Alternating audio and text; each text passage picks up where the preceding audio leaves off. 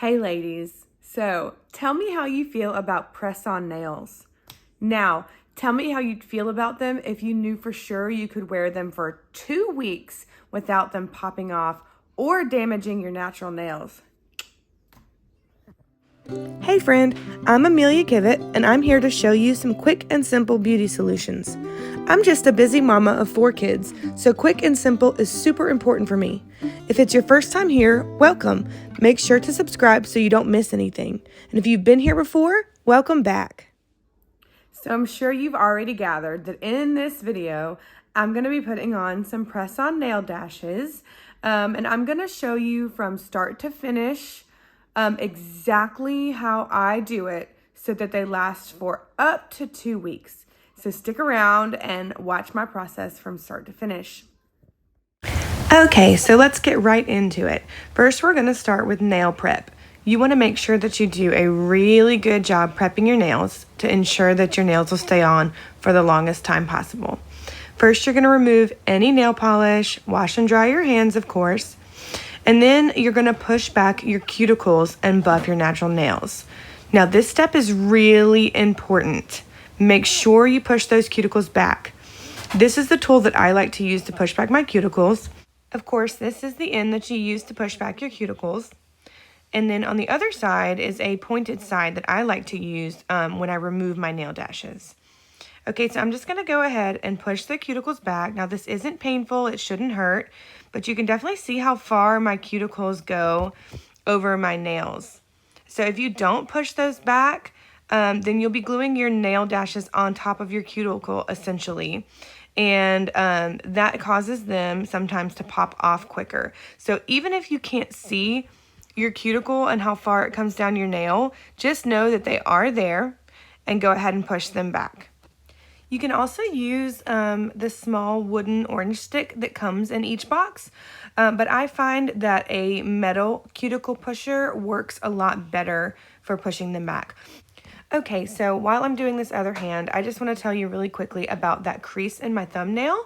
It took me a while to figure out what was causing it, but I finally realized it was from gluing the nail dash too close to my cuticle, just on my thumb. So once I figured it out, I figured out how to fix it so that it would grow out. And I can talk more about that later when we're gluing the nail dashes on. Okay, so now that we have pushed back our cuticles, the next step is to buff your nails. So you can use the big nail file that you can purchase on the Red Aspen website, or I prefer to use the small nail file that comes in each box. Now you'll see that there's 2 different colors. The pink side of that nail file is the finer grit side, and that's what we use to buff our nails with. And then the blue side is much more coarse grit, and that's better for shaping them after you've glued them on. Okay, so you want to make sure you use that pink side to buff your nails. And you're just going to go on each nail, make sure you get the tops and the sides really well. You want to make sure you get those sides also so that your dashes adhere really well. And don't worry, you're not tearing up your nails by doing this. You're really just creating a little bit more of a rough surface to give your glue something to hold on to. If they're smooth and shiny, it's harder for the glue to adhere to it. So you'll see here in just a second what they should look like once you've buffed them.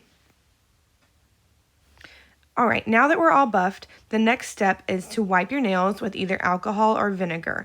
Now, I choose to use this gelish pH bond that I got from Amazon, and it is a nail dehydrator. Sometimes you'll see them use this in the salons to dehydrate your nail bed and just make sure that it's free from any oil or anything like that. And it really just creates a nice dry surface for our glue to adhere to.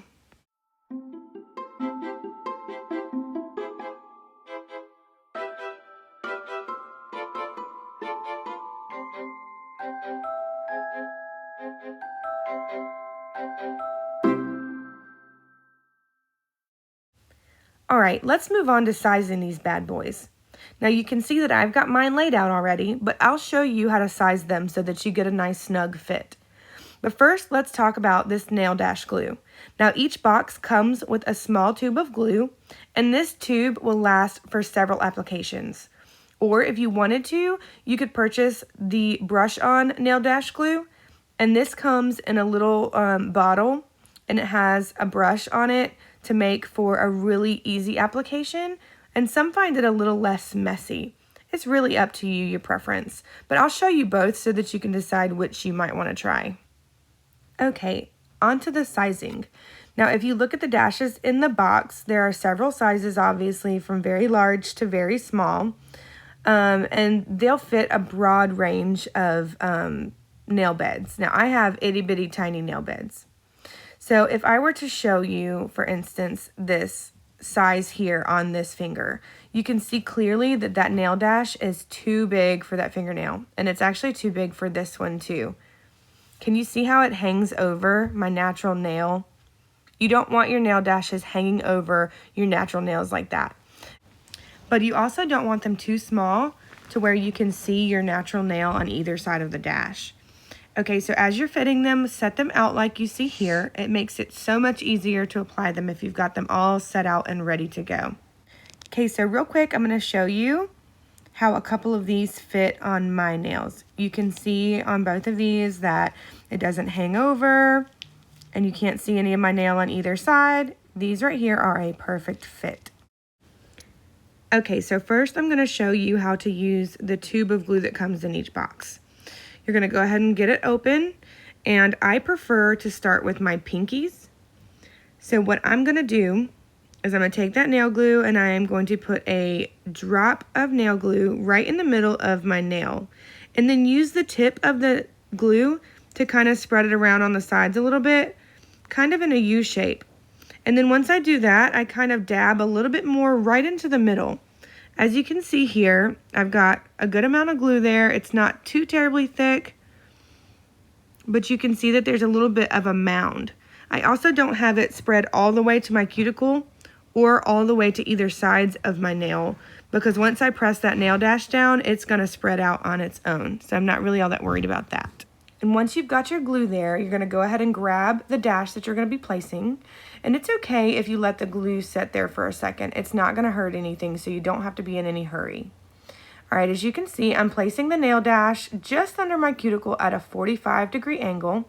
And then I'm pressing down on that dash and rocking side to side to make sure that I get rid of any air bubbles that might be under there. If any glue comes out from the sides or the back or front, simply wipe it with your finger. And then I like to keep a paper towel handy beside me to wipe that excess glue off on. And you really do want to hold each nail dash down for at least 30 seconds, rocking back and forth and getting rid of any excess glue as it comes out. So there you have it. Now I'm going to show you how to use the brush on glue. So I'm just going to pull the brush out and wipe the excess from the back of the brush. Then I'm going to apply it onto my nail, kind of like I'm applying nail polish. Again, I'm not worried about getting it all the way to the edges or all the way to the cuticle. And then after I do that, I dab just a little bit more onto the middle of the nail. So you can see here about the amount that I have on my nail.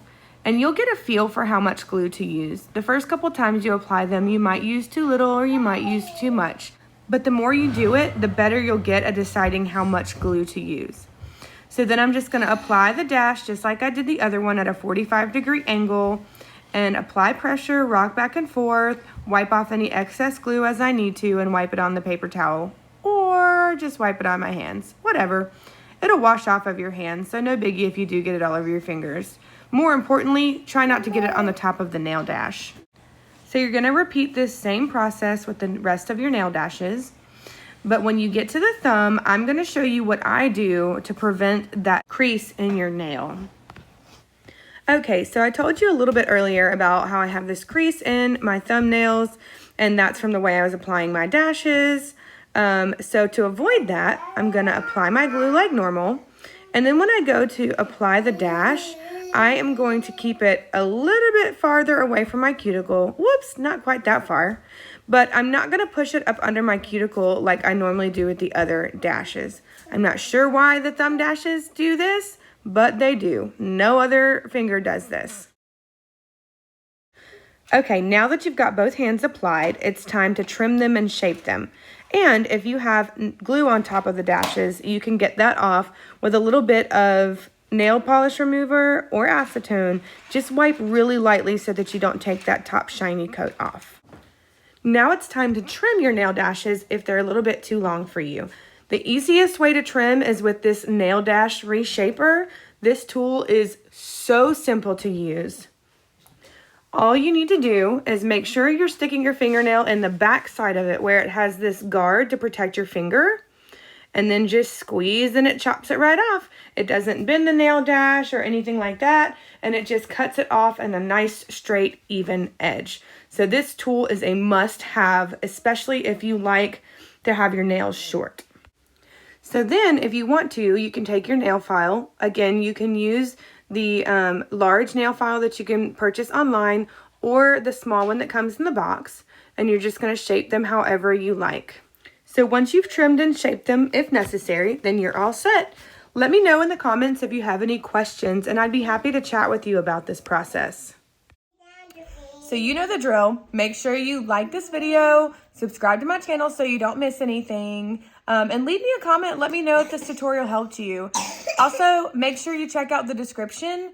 There is a link that you can go and sign up to grab a free tanning tutorial. It is for a self-tanning mousse, and it's absolutely incredible. It's all of my personal tips and tricks on how to get a flawless application of the tanning mousse. So thanks for watching.